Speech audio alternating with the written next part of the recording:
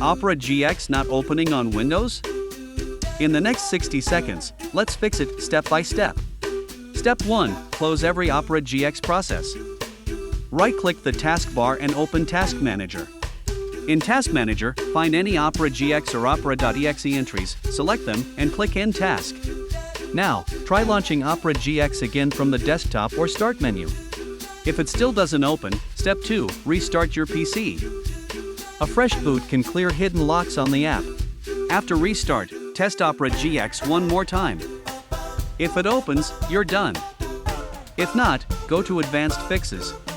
Step 3. Run Opera GX as administrator.